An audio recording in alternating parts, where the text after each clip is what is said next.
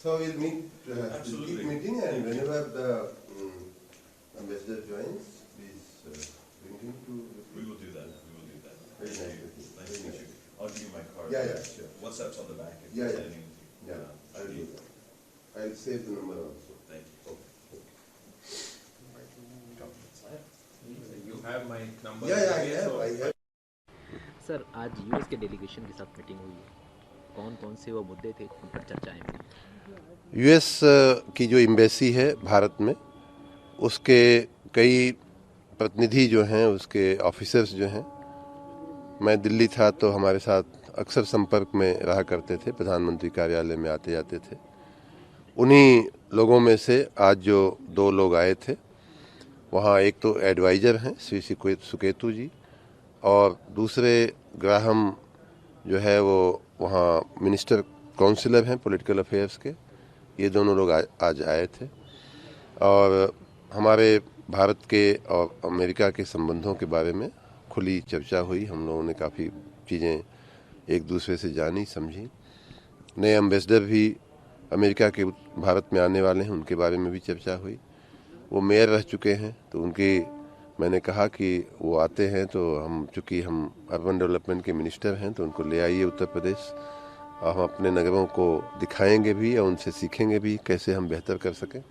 इन सब बातों पे चर्चा हुई, लेकिन विशेष रूप से भारत में अमेरिका की कंपनियां कैसे अपना निवेश बढ़ा सकती हैं और उसमें से उत्तर प्रदेश उससे कैसे लाभान्वित हो सकता है। विशेष रूप से पड़ोसी देशों से निकलने वाली कंपनियां या वहाँ से जो लोग भारत आना चाहते हैं उनको हम उत्तर प्रदेश कैसे ले आवें, इस दृष्टि से भी हमने चर्चा किया। खास करके हमारा जो डिफेंस कॉरिडोर बन रहा है बुंदेलखंड में, वहाँ हम कैसे ले आवें। हमारे अन्य जो क्षेत्र हैं निवेश के, जैसे रिन्यूएबल एनर्जी है, एजुकेशन है, हेल्थ है, मेडिकल डिवाइसेस, मेडिकल इक्विपमेंट का एक बहुत बड़ा क्षेत्र अमेरिकन कंपनियों के लिए बन सकता है। अर्बन क्षेत्र में हमारे मैनेजमेंट, जो सॉलिड वेस्ट का मैनेजमेंट होता है, उसमें भी टेक्नोलॉजी की आवश्यकता होती है। इन सारे क्षेत्रों में अमेरिकन कंपनियों से हम कैसे टेक्नोलॉजी ले सकते हैं और कैसे उनका निवेश हम भारत में उत्तर प्रदेश में करा सकते हैं। मैंने ये भी बताया कि उत्तर प्रदेश में निवेश करके यहाँ जो उत्पादन आप करेंगे उससे आप पूरे मिडिल ईस्ट को, साउथ ईस्ट एशिया को, साउथ एशिया के अन्य देशों को आप निर्यात भी कर सकते हैं। तो इन सब बातों पे गंभीरतापूर्वक चर्चा हुई। उन्होंने हमें आश्वस्त किया कि वो अपने अमेरिका की कंपनियों के बीच इन बातों को अवश्य साझा करेंगे। सर सुप्रीम कोर्ट की तरफ से अब निकाय चुनाव को हरी झंडी दे दी गई है, किस तरीके से तैयारियां हैं, नोटिफिकेशन कब जारी होना है? सुप्रीम कोर्ट ने आने वाले 1-2 दिन में ही नोटिफिकेशन करने की कहा था। 2 दिन का समय दिया था। हम लोग उस समय सीमा में नोटिफिकेशन लाने के लिए कार्य कर रहे हैं। समय से चुनाव हो जाएंगे। सर ओबीसी आरक्षण को लेकर बड़े सवाल खड़े हो रहे थे, बड़ा हो हल्ला मचा कि ओबीसी आरक्षण में छेड़छाड़ हुई है। अब किस तरीके से सर इसको देख रहे हैं? कोई छेड़छाड़ नहीं हुई थी और न ही हुई है, नहीं हो सकती है।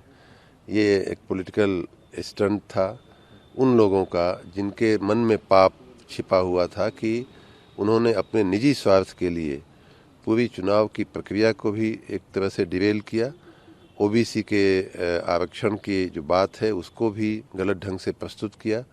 आप सब जानते हैं कि 5 दिसंबर 2022 को जो ड्राफ्ट नोटिफिकेशन हम लोगों ने आरक्षण का किया था, अनंतिम जो नोटिफिकेशन किया था, उसमें पूरा का पूरा 27% के आसपास हम लोगों ने ओबीसी को आरक्षण देने का उसमें प्रावधान था। मीडिया के सामने, प्रदेश के और देश के सामने वो बात प्रस्तुत की गई थी। उसके बाद जो कानूनी पेचीदगियाँ पैदा हुई, हाई कोर्ट में विपक्ष के ही एक विधायक के परिवार के लोग जो किसी निकाय में ओबीसी आरक्षण हो जाने की वजह से दुखी और पीड़ित थे, वो लोग कोर्ट में गए और यहाँ तक कहे कि ओबीसी के आरक्षण के बिना ये चुनाव कराया जाए। और हमें उस प्रकार का जब निर्देश मिला तो हम तुरंत उसमें सुप्रीम कोर्ट में गए। घंटों के अंदर और हम लोगों ने हाई कोर्ट ने जो कहा था उस प्रकार का डेडिकेटेड आयोग भी बना दिया और उसी के कुछ घंटों के अंदर हम सुप्रीम कोर्ट में पहुंच गए कि हम ओबीसी के बिना, आरक्षण के बिना हम चुनाव नहीं कराएंगे।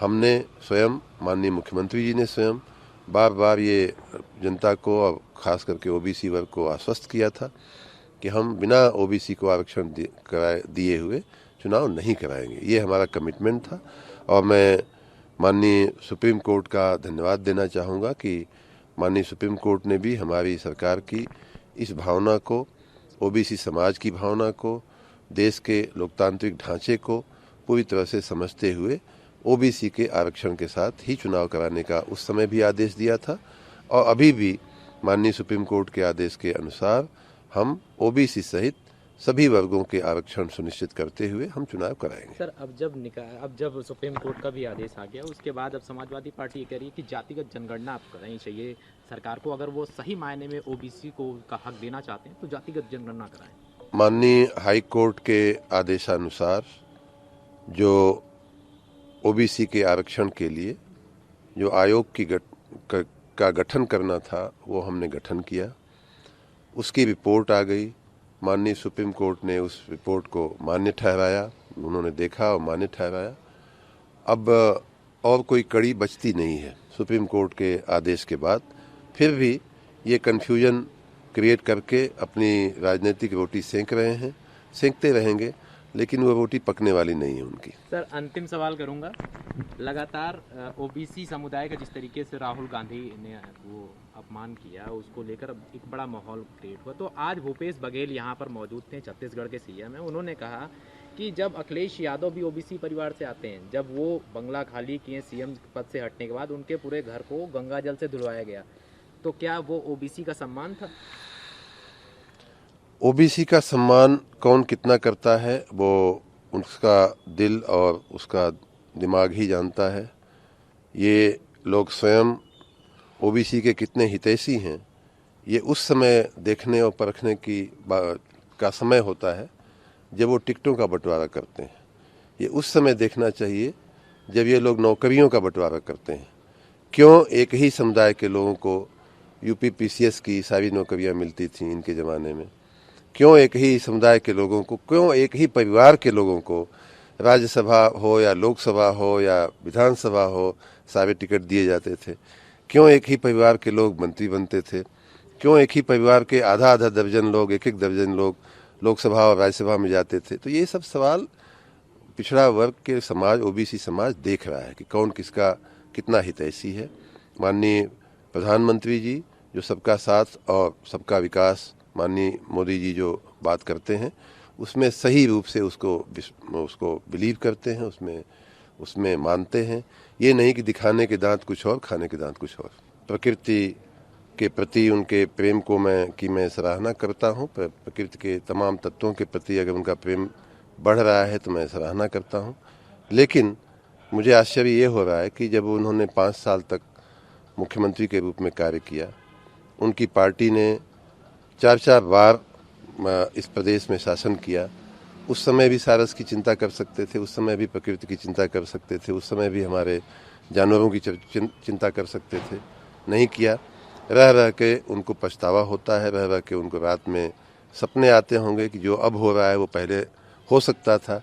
जो हमारे समय, योगी जी के समय में हो रहा है, मोदी जी के समय में हो रहा है, वो शायद माननीय अखिलेश जी के समय में हो सकता था, माननीय मुलायम सिंह जी के समय में हो सकता था। नहीं किया तो अब तो वही चीज़ लागू पड़ती है उनके ऊपर कि अब पछताए होत का